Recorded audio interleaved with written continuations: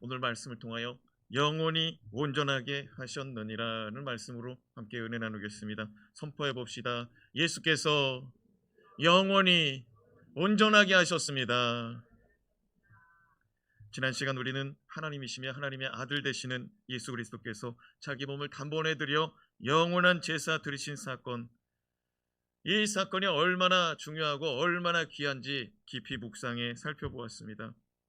예수 그리스도께서 단번에 영원한 제사 드리신 사건은 첫 번째, 율법의 제사로는 온전하게 할 수 없어서 예수가 온전하게 하신 제사였습니다.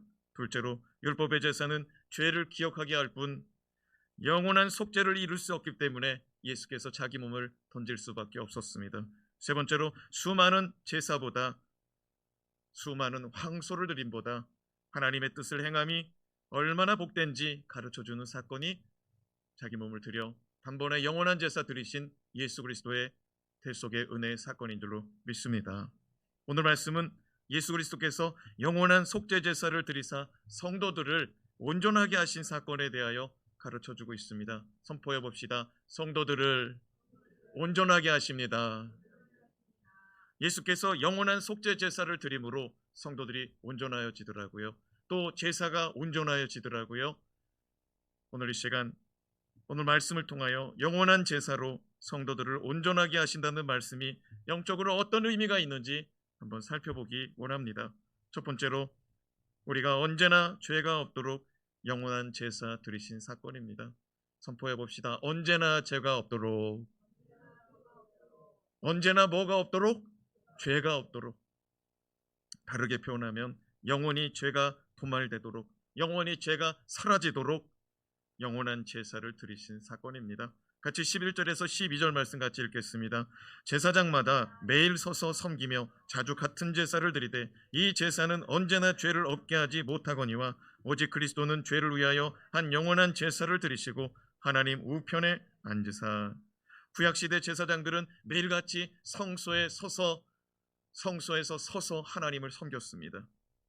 성도들이 범죄할 때마다 같은 제사를 드리며 매일같이 서서 짐승의 피를 받고 짐승의 뼈를, 짐승의 살을, 각을 떠서 하나님 아버지 앞에 번제드리고 또 제사 드리는 일들로 서서 섬겼습니다. 그리고 1년에 한 번 대속죄일에는 이스라엘 온 백성을 위한 제사, 속죄 제사를 드렸습니다. 그렇게 제사장들이 매일같이 드리는 제사는 온전하지 못한 제사였습니다. 날마다 드리는데도 온전하지 못한 제사로 드리게 되더라고요. 성도들의 죄를 일시적으로 사할 수는 있으나 죄가 영원히 없어지게 하지는 못하더라 이것입니다. 그러므로 예수 그리스도께서는 우리를 불쌍히 여기사 우리의 죄를 사하시기 위하여 십자가에 달려 자기 몸을 단번에 드리심으로 영원히 온전한 제사를 드리신 것입니다. 날마다 드리는 거, 매일같이 드리는 제사로는 온전하게 할 수 없어서 예수께서 단번에 자기 몸을 드려 영원히 온전한 제사를 드린 것입니다. 14절 말씀 같이 한번 읽어봅시다. 시작. 그가 거룩하게 된 자들을 한 번의 제사로 영원히 온전하게 하셨느니라.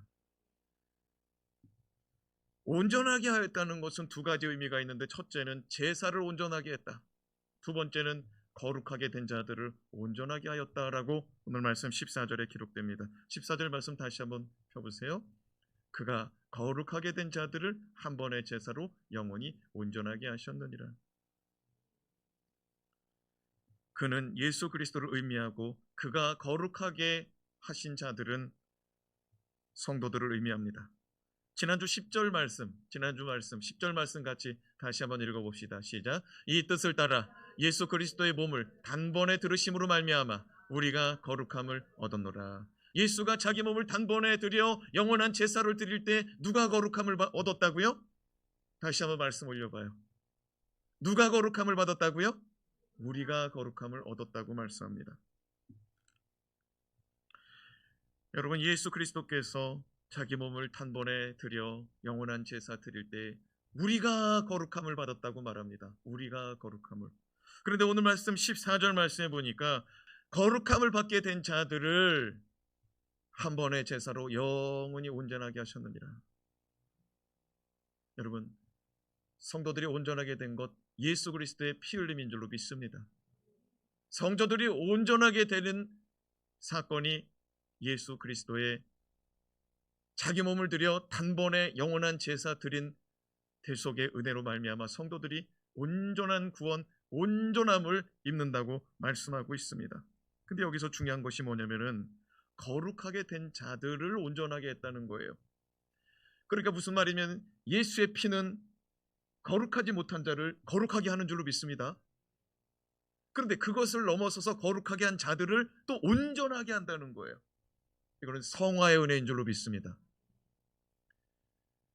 그런데 우리가 세상 살고 있고 지금 믿음 생활을 하고 있는데 좌우를 한번 돌아보시기 바랍니다. 어떤 분이 성자인지 어떤 분이 성인 같은 분인지 한번 봐봐요.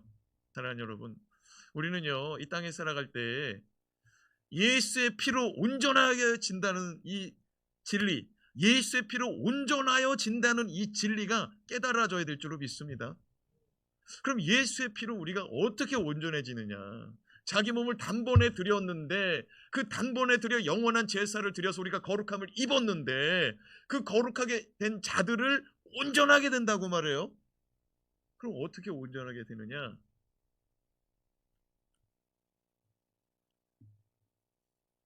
요한일서 1장 9절 말씀 한번 읽어봅시다. 요한일서 1장 9절 시작. 만일 우리가 우리 죄를 자백하면 그는 미쁘시고 이로사 우리 죄를 사하시며 우리를 모든 불의에서 깨끗하게 하실 것이요.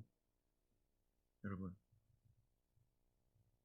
2000년 전 예수께서 이 낙원 따진 땅, 저 베들레헴 땅에 마구간에서 동정녀 마리아의 몸을 통해서 태어나신 줄로 믿습니다. 예수님이 2000년 전에 이 땅에 오셨어요. 그는 자기 몸을 단번에 드려 영원한 속죄제사 드리기 위해서 이 땅에 오신 줄로 믿습니다. 성탄의 계절은 예수가 이 땅에 왜 오셨는지를 아는 것이, 예수가 이 땅에 왜 오셨는지 깊이 묵상할 때 더 깊은 은혜가 임할 줄로 믿습니다. 여러분, 예수가 이 땅에 오심은 자기 몸을 단번에 드려 영원한 속죄제사 이루기 위해서 오셨는데 그 속죄제사로 말미암아 오늘 말씀해 보니까 거룩함을 입은 자들이 있대요. 그것이 우리라고 말씀하고 있습니다. 근데 우리가 그 속죄제사로 말미암아 온전하게 된대요. 여러분, 이것은 예수의 피의 효력 때문인 줄로 믿습니다. 예수의 피의 효력 때문에. 다시 한번 요한일서 1장 9절 말씀 읽어봅시다. 시작. 만일 우리가 우리 죄를 자백하면 그는 미쁘시고 이로사 우리 죄를 사하시며 우리를 모든 불의에서 깨끗하게 하실 것이요. 우리가 우리 죄를 자백하면 예수 그리스도의 보배로운 피가 지금도 우리를 깨끗하게 하시는 줄로 믿습니다. 우리의 죄를 자백하면 우리의 허물과 죄를, 우리의 허물과 실수를 자백하면은 그 피가 깨끗하게 한대요. 그 피가 깨끗하게 한대요. 그리고 조금 더 읽어보면요, 조금 더 묵상해 보면은요, 우리를 모든 불의에서 깨끗하게 하신대요. 할렐루야. 모든 불의라는 것은 이루어질 죄, 그 다음에 지은 죄, 죄를 지게 될 가능성에 있는 그런 것들의 자리에서 깨끗하게 하신다는 거예요. 모든 불의에서 깨끗하게 하신다. 여러분, 모든 불의에서 깨끗하게 된 상태가 온전한 상태인 줄로 믿습니다.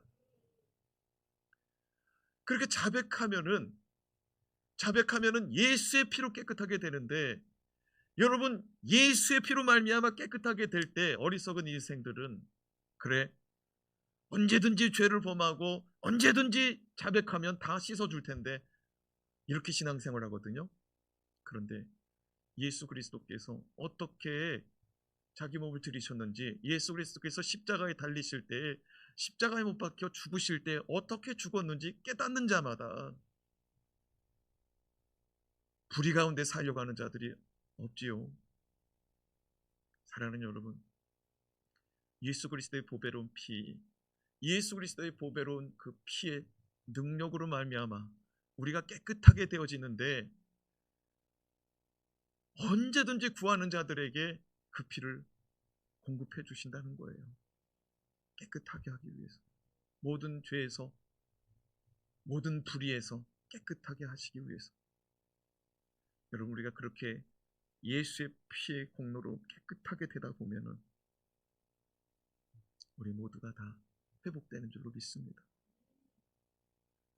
여러분, 죄라는 걸 경험해 보면은요, 하나님께 예배가 안 돼요. 죄라는 것에 빠져 보면은 하나님께 기도가 안 돼요. 찬양이 안 올라가져요.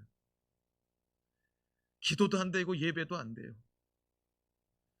사랑하는 여러분, 하나님과의 단절은 죄로 인한 것인데, 그 죄는 하나님 아버지 앞에서 자백하고 고백하며 처절하게 몸부림칠 때 깨끗게 하시는 은혜가 임하는 줄로 믿습니다. 여러분, 이 과정을 거치면서 하나님 아버지 앞에 몸부림치고서 살고 싶어가지고 매달렸잖아요. 그렇게 회개했잖아요. 이 사람이 다시 그 자리로 간다? 여러분, 이건 회개가 아니에요. 그냥 깨달았고 반성했을 뿐이에요. 여러분, 정말 주님 의지하고 주님의 십자가의 피를 의지하고 회개하고 자복하는 사람은 불의 가운데서 돌이키는 줄로 믿습니다. 죄 가운데서 돌이키는 줄로 믿습니다. 근데 중요한 것이 뭐냐면은 하나님께서 그 영혼 불쌍해가지고 그 영혼 하나님의 자녀 삼아주시고 그 영혼의 죄를 깨끗게 하신 다음에 하나님의 거룩한 자로 삼아주셨는데, 그가 하나님의 일꾼으로 삼아주셨는데 그가 범죄했어요. 넘어졌어요. 자기가 지옥불에 떨어진 것 같은 처절한 하나님과의 단절을 겪었어요. 그리고 나서 하나님 아버지 앞에 처절하게 몸부림치고 회개하고 자복하여 죄 용서함 얻은 줄로 믿습니다. 다시 못 간다 이거예요.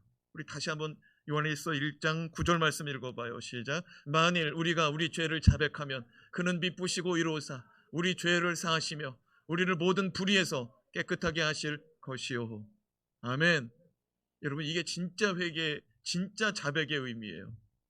자백한다는 것은요, 속에 음식물을 먹었는데 이 속에서 체했어요. 여러분, 음식물이 속에 들어가서 체하면 어떻게 해야 돼요? 그거 뚫어야 돼요. 약으로 뚫어가지고 배설해버리든지, 그 체한 거 그거 어떻게 해야 돼요? 입으로 토하든지. 그러나 영적인 의미로 자백이라는 말은 토설한다는 의미예요.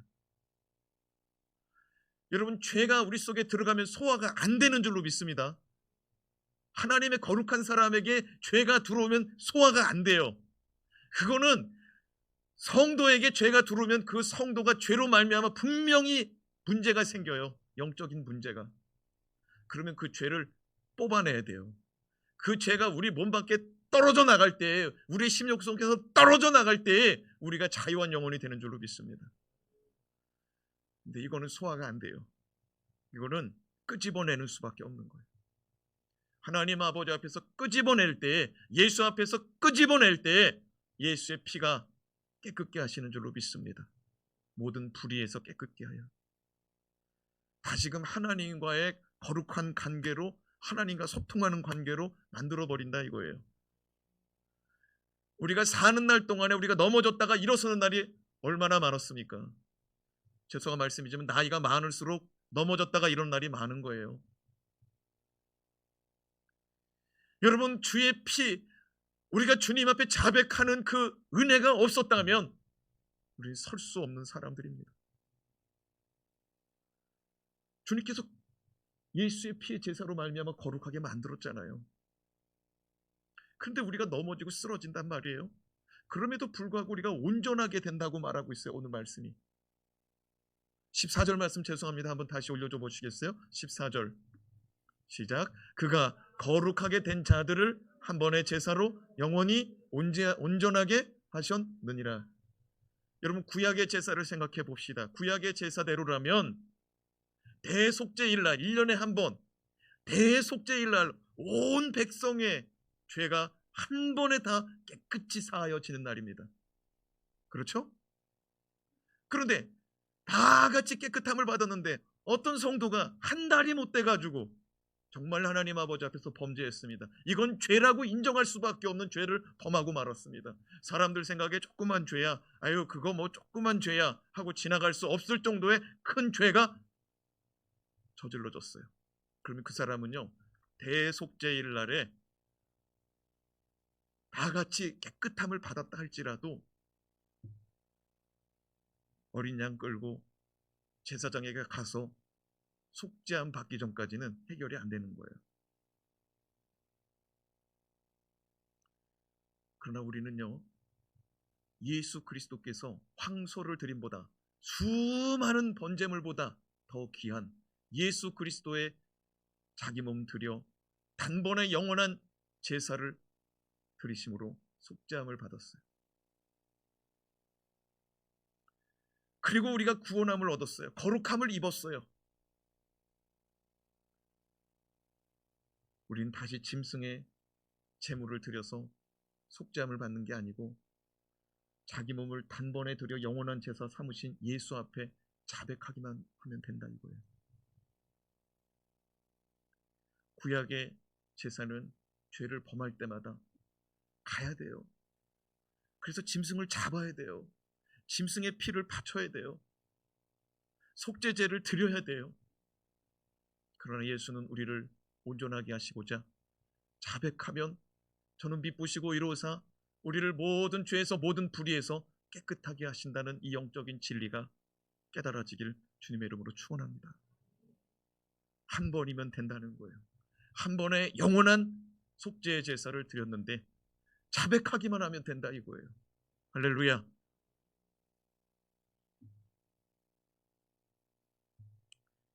둘째로 영원히 온전하게 하셨다는 영적인 의미는 보좌 우편에서 성도들이 온전하여지도록 중보하시는 것과 같습니다. 선포합시다. 온전하게 하셨다는 것은 하나님 보좌 우편의 중보기도입니다. 사랑하는 여러분, 우리는 주의 은혜로 온전함을 입은 자들인 줄로 믿습니다. 우리 힘으로는 안 돼요. 12절 말씀 같이 읽어봐요. 12절 시작. 오직 그리스도는 죄를 위하여 한 영원한 제사를 드리시고 하나님 우편에 앉으사 이전에 구약의 제사장들은 매일같이 서서 제사 드리며 하나님을 섬겼습니다. 그러나 예수님은 단번에 영원한 제사를 드리시고 이제는 하나님 보좌 우편에 앉아 계십니다. 이는 예수님께서 제사 드리는 사역을 완전히 마친 상태임을 깨닫기 바랍니다. 방금 전에 구약의 제사장들은 매일같이 서서 하나님을 섬겼다고 말씀했어요. 11절 말씀에. 그렇죠? 미안하지만 11절 말씀을 찾아서 한번 다시 올려주시겠어요? 예, 11절 말씀 읽어봐요. 시작. 제사장마다 매일 서서 섬기며 자주 같은 제사를 드리되, 제사장마다 매일 서서 하나님께 제사 드림으로 섬기고 있습니다. 그런데 예수는 단번에 영원한 제사를 드리시고 지금 어디에 계세요? 하나님 보좌 우편에 앉아 계신다는 거예요. 이건 무슨 말이면 제사가 다 끝났다 이거예요. 제사가 다 끝났다 이거예요. 여러분, 단번에 영원한 제사를 드리셨기 때문에 예수의 제사는 끝난 줄로 믿습니다. 그래요. 예수 그리스도는 우리 죄를 위하여 십자가에 달려 죽으사 사흘 만에 다시 살아나시고 두려워 떨며 어찌할 바를 몰라 숨어서 지내는 제자들을 찾아다니시며 그들 마음 가운데 두려움이 아닌 평강을 받으라. 할렐루야. 두려워하는 자들마다 예수는 평강 주시기 위해서 찾아다니시더라고요. 집안에 숨어있는 자들이 있으면 집안에 숨어있는 자들에게 가가지고 평안할지어다.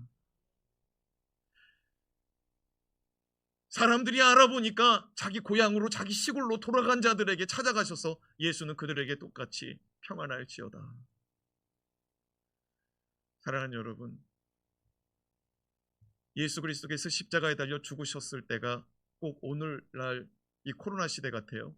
문 꼭꼭 걸어 잠그고 집안에 있으면 살 줄 알고, 예수께서는 그 집안에 있는 자들에게 가셔서 뭐라고 말씀하십니까?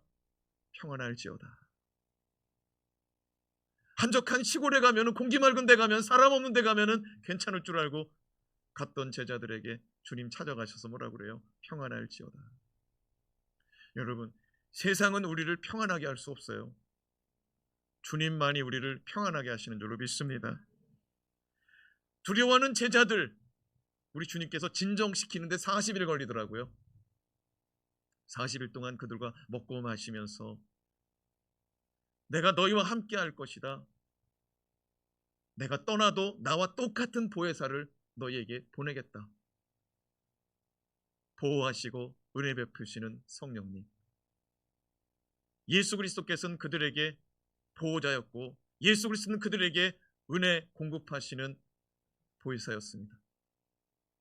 보혜사라는 말은 헬라어로 파라클레토스, 곁에 있는 자라는 말이에요. 예수 그리스도께서는 죽으시고 다시 사시고 40일 동안 제자들의 그 두려운 마음을 달래주고 내가 너와 함께 할 것이다. 그리고 내가 하늘로 올라가지만은 내가 너에게 몇 날이 못 돼요. 보혜사 성령을 보내겠다 약속하시고 하늘로 올라가셨습니다. 예수님은 하늘로 올라가셔서 약속하신 대로 예수님과 똑같은 영 보혜사 성령을 보내주셨습니다. 성경은 예수께서 하늘로 승천하셔서 하나님의 보호자 우편에 앉아 계시다고 말씀하더라고요. 여러분, 예수 그리스도는 하나님의 보호자 우편에 앉으셔서 무엇 하실까요? 13절 14절 말씀 같이 읽어봅시다. 시작. 그 후에 자기 원수들을 자기 발등상이 되게 하실 때까지 기다리시나니 그가 거룩하게 된 자들을 한 번의 제사로 영원히 온전하게 하셨느니라. 바로 위에 12절 말씀, 바로 위에 12절 말씀 한번 올려봐요. 예수께서 죄를 위하여 단번에 영원한 제사를 드리시고 어디 가셨어요? 하나님 보호자 우편에 가셨어요. 13절 말씀, 그 후에는 자기 원수들을 자기 발등상에 대게 하실 때까지 기다리시나니 어디에서 기다리셔요? 하나님 보호자 우편에 앉아서 기다리신다 이거예요. 그럼 예수의 원수는 누구냐? 원수 마귀인 줄로 깨닫기 바랍니다.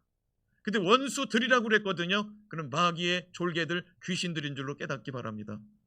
원수 마귀와 귀신들, 예수께서 심판하시는 날이 있는데 그날에는 예수께서 원수 마귀들을 발등상을 삼으신답니다. 발등상이라는 말이 뭐냐면은 높은 보좌 위에 예수께서 앉으실 때 의자가 너무 높기 때문에 땅하고 발하고 안 닿아요. 그래서 원수들을 발받침으로 쓰겠다 이거예요.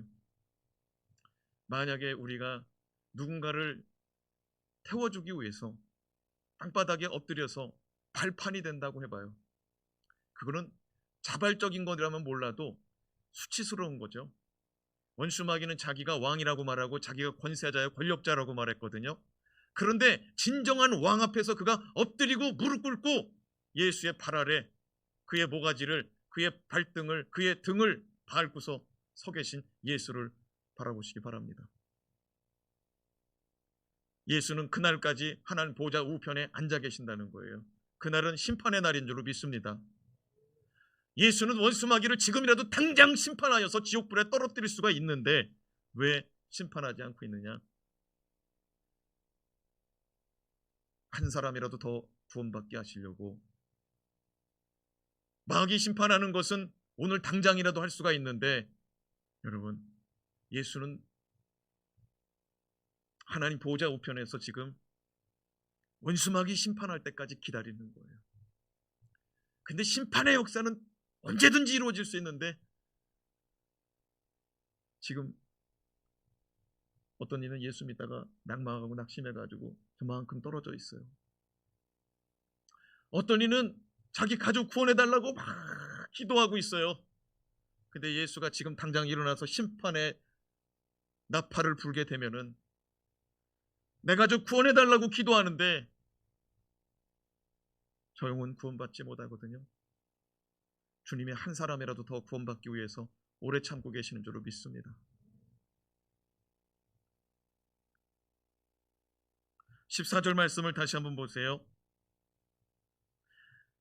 예수는 원수 마귀 귀신들을 자기 발등상 삼으실 때까지 기다리시고 14절 말씀에 보니까 거룩하게 된 자들을 한 번의 제사로 영원히 온전하게 하셨느니라 라고 말씀합니다. 여러분, 예수가 제사 드리신 이후에 단번에 자기 몸을 드려 영원한 제사 드리신 이후에 어디 계시다고 그랬죠? 하나님 보좌 우편에. 하나님 보좌 우편에서 거룩함을 입은 자들 온전하게 되게 하시기 위해서 뭐 하고 계실까요? 우리를 위해서 기도하시는 줄로 믿습니다. 하나님 보좌 우편에서 단번에 영원한 제사 드리신 이후에 하나님 보좌에 앉으셔서 거룩함을 입은 자들, 거룩함을 입은 자들을 위해서 기도하고 있다 이 말이에요. 로마서 8장 34절 말씀 같이 읽어봅시다. 시작. 누가 정죄하리요? 죽으실 뿐 아니라 다시 살아나신 이는 그리스도 예수시니 그는 하나님 우편에 계신 자요 우리를 위하여 간구하시는 자신이라. 아멘. 죽으시고 다시 살아나신 예수 그리스도, 지금 하나님의 보좌 우편에 앉아 계시는데 우리를 위해서 기도하고 계시대요. 우리를 온전하게 하시고자, 우리가 온전하게 될 때까지 주님의 기도는 쉬지 않을 줄로 믿습니다. 모든 사람들이, 모든 성도들이 부족한 면이 다 있더라고요. 잘하는 면이 있는가 하면은 부족함이 있고, 또 잘하는 면이 있는가 하면은 하나님 앞에서 마음 아프게 하는 게 있더라고요. 우리 주님 하나님 우편에서 하나님께 이렇게 기도할 것입니다. 하나님 아버지, 아무개 집사 불쌍히 여겨주세요. 조금만 더 기다려주세요. 사랑하는 여러분, 우리 주님, 우리가 온전해질 때까지 하나님 보좌 우편에서 하나님 붙잡고 매달리는 줄로 믿습니다. 그래서요, 로마서 8장 34절 말씀이 이 말씀인데 35절 이하의 말씀을 우연히 보게 됐어요. 오늘 말씀 준비하면서. 근데 우리 성도들하고 같이 이 말씀을 더 읽으면 좋겠더라고요. 그냥 설교 맥락상으로는 34절 말씀 그냥 끝나면 되는데 35절부터 39절까지 조금 더 읽어보면 은혜가 되겠더라고요. 같이 한번 읽어봅시다. 시작.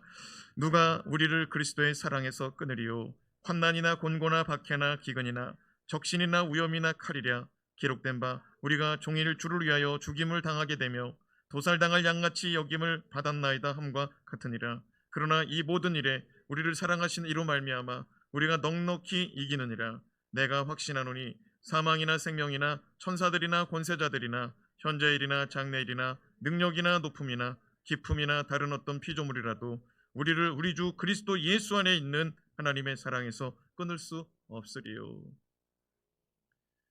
여러분, 예수가 우리를 위해서 기도하시는데 누가 와도 이 하나님의 사랑에서 끊을 수 없도록 예수가 붙잡고 매달린다는 거예요. 하나님하고 우리 사이에 양쪽을 붙잡고 매달리고 있다는 거예요. 여러분, 중보라는 말이 다리를 놓는다는 거예요. 다리를 놓는다는 말이 제사장이라는 말이에요. 여러분, 예수가 하나님 보좌 우편에서 영원한 제사장이 되어서 우리를 위해서 우리를 하나님에게로 계속해서 이끌고 계시는 줄로 믿습니다. 이 손을 안 놓고 있는 줄로 믿어요. 하나는 하나님, 오른편에 계신 하나님, 하나는 우리를 놓고 그냥 버티는 거예요. 우리가 온전하게 설 때까지. 할렐루야. 주님이 자기 몸을 던져가지고 우리를 거룩하게 만들어 놓고 거룩함을 입은 자들을 온전하게 하려고 주님이 지금 하나님 보좌 우편에서 기도하며 애쓰고 있다 이거예요. 여러분, 잘 생각해봐요. 주님이 2000년 전에 이 땅에 오신 이유가 뭐라고요? 산타크로스를 만나게 하려고 하는 게 아니라고 그랬잖아요.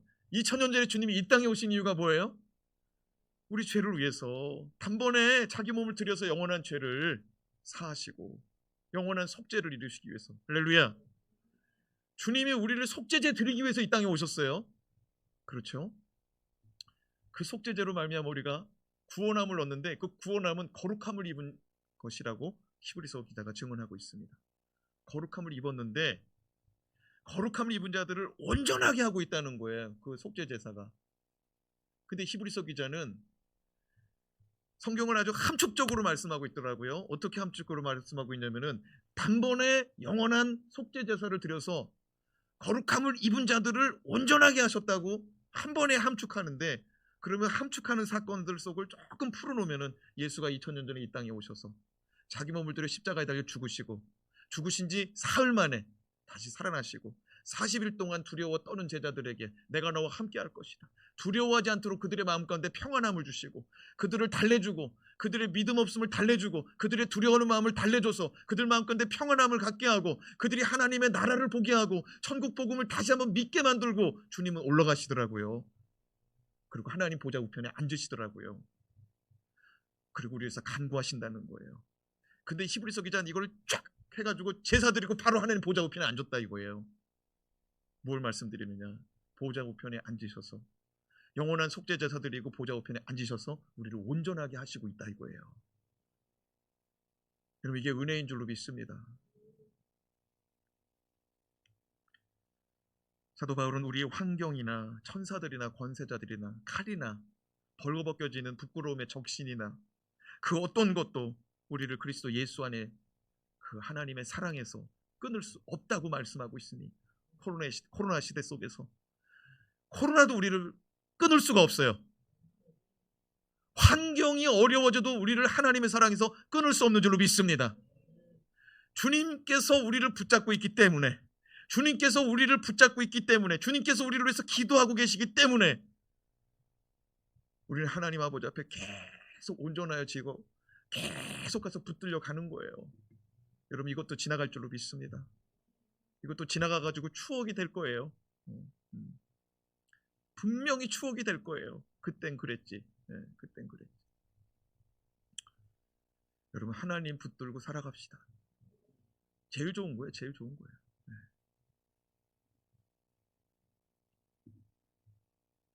마지막으로 성령께서 언약의 말씀을 마음과 생각에 기록하시는 사건이 성도들을 온전하게 하시는 사건이에요. 히브리서가 어려운데 이 표현도 좀 어렵죠. 근데 한번 정리하면서 한번 머릿속을 잘 정리하면서 한번 따라서 한번 외쳐보시기 바랍니다. 성령께서 언약의 말씀을 마음과 생각에 기록하십니다. 이전에는 하나님의 말씀을요 두루마리 가죽과 파피루스 두루마리에다가 기록했어요. 그러나 이제는 성령 하나님께서 우리 마음과 생각에 말씀을 기록하신다고 말씀합니다. 두루마리 가죽과 파피루스 이걸 넘어서서 그 전에는 하나님의 말씀을 어디에다가 새겨주셨느냐? 두 돌판에다가 새겨주셨어요. 모세가 시내산에 40일 동안 올라가서 하나님의 율법의 말씀을 다 듣고 다 기록하고 내려옵니다. 그때 하나님이 십계명의 두 돌판을 기념품으로 줘요. 이걸 가지고 기념해라. 이걸 가지고 기억해라. 그리고 이 십계명의 두 돌판이 하나님이 주신 율법, 하나님이 주신 법의 가장 기본이 되는 핵심 엑기스 법이었어요. 이 법 아래 시내산에 내려와서 하나님과 이스라엘 백성은 언약을 맺어요. 이 법 안에서. 하나님의 백성이라는 것은 법 안에 있을 때 백성인 줄로 믿습니다. 하나님의 백성이라는 것은 왕 대신 하나님이 통치할 때 하나님의 백성이에요. 하나님의 백성이 되었다는 것은 약속의 말씀 언약, 이 언약이 이스라엘 백성과 약속이 된 말씀으로 하나님의 소유된 백성이 되는 것인데 이 약속의 근거는 법이라 이거예요. 언약의 근거는. 근데 오늘 말씀해 보니까 15절에서 16절 말씀해 보니까 이 법을 우리 마음에 주셨다는 거예요. 은혜가 안 돼요?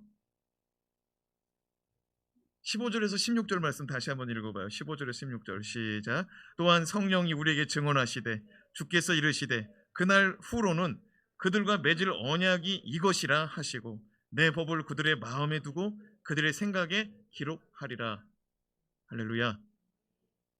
성령이 증언하시는데 주께서 그날 후로는 그들과 맺을 언약은 마음에다가 법을 주신다는 거예요. 그날 후라는 것은 언제냐면요 예수께서 자기 몸을 십자가에서 들이신 날이에요. 단번에 자기 몸을 들여서 영원한 속죄 제사를 이루신 날이 그날이에요. 그날 이후에는 새 언약을 주시는데 그 언약은 돌판에다가 주지 않고 어디다가 주신대요? 우리 마음과 생각에다가 주신대요. 여러분, 예수 그리스도를 영접한 자마다, 예수 그리스도의 속죄의 피를 믿는 자마다 우리 마음속에는 성령이 언약을 이 속에다가 기록하시는 줄로 믿습니다. 언약은 뭐냐면 내 백성이요, 내 소유요, 내 자녀라는 거예요. 여러분, 하나님의 소유된 백성, 하나님이 약속하셨다 이거예요. 자녀 삼으셨다 이거예요. 영접하는 자, 곧 그 이름을 믿는 자들에게는 하나님의 자녀가 되는 권세를 주셨으니, 여러분, 이 말씀이 우리 속에, 우리 마음에 기록되고 우리 마음 속에, 우리 생각 속에 기록된 법이 되는 줄로 믿습니다.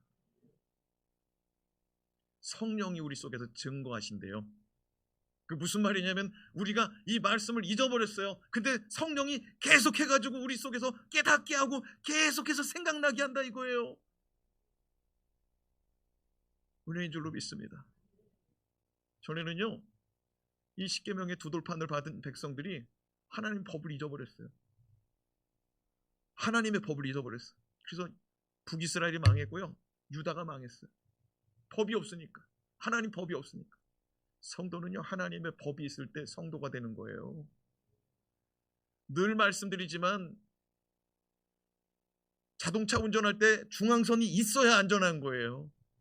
중앙선이 없으면 넓게 쓰면 좋을 것 같죠? 사고 나기 딱 좋아요. 차선이 있어야 좋은 거예요. 하나님의 법은요, 명확합니다. 우리가 왔다 갔다 해서 그렇지 하나님의 법은 명확합니다. 성령 하나님이 이 법이 우리 속에 역사하도록 일하시는 줄로 믿습니다. 그래서 로마서 8장 1절에서 2절 말씀을 보면요, 이 법이 죄와 사망에서 자유케 하는 생명의 성령의 법이래요. 할렐루야. 읽어봅시다. 시작. 그러므로 이제 그리스도 예수 안에 있는 자에게는 결코 정죄함이 없나니 이는 그리스도 예수 안에 있는 생명의 성령의 법이 죄와 사망의 법에서 너를 해방하였음이라. 이전에 하나님 자녀 되기 전에는요, 우리가 죄와 사망의 법으로 다스림을 받았어요. 죄와 사망의 법은 원수마귀의 법인 줄로 깨닫기 바랍니다. 죄와 사망의 법이라는 게 뭐냐면은 죄 짓는 법이에요. 어떻게 하면 죄를 잘 지을까? 어떻게 하면 죽음에 이르를까? 그게 죄와 사망의 법입니다. 그러나 오늘 말씀 로마서 8장 2절 말씀에 그리스도 예수 안에 있는 성령의 법은 생명의 법이라고 증거하고 있습니다.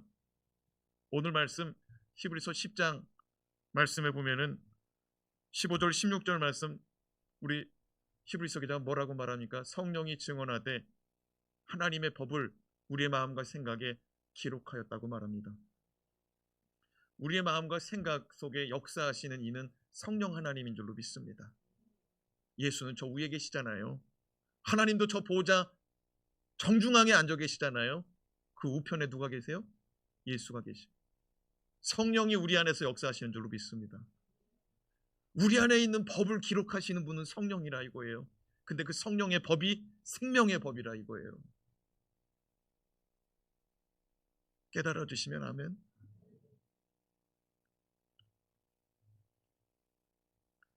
그래요. 예수 안에 있는 성령의 법이 우리를 살려내십니다. 이 법은 우리의 마음에 있어서 겉으로는 보이지 않습니다. 그러나 우리가 어두운 죄악길에서 헤매일 때 성령 하나님의 법은 분명하게 우리 양심을 찌르는 소리로, 분명하게 우리 양심을 흔드는 법으로 역사하신다 이 말입니다. 말씀 서두에 한 목사님의 범죄함을 말씀드렸어요. 그 속에서 견딜 수 없게 역사하신 이가 성령 하나님의 법인 줄로 믿습니다. 죄와 사망의 법을 붙잡고 가려고 하니까, 죄와 사망의 법을 붙잡고 가려고 하니까 자기가 그렇게 일탈한 것은 그건 정의롭다고, 자기가 일탈한 것은 그럴 수밖에 없다고 그는 외치고 있지만 그거는 성령의 법에서는 잘못된 거예요. 여러분, 우리가 신앙생활 하다가 낙심하고 범죄하고 떨어지는 이유가 뭐예요? 하나님의 기준이 있는데 내 기준으로 가는 거예요. 내 기준으로. 여러분, 내 기준보다 하나님 기준이 생명의 법인 줄로 믿습니다. 우리는 하나님의 법으로 가야 돼요. 하나님의 법으로.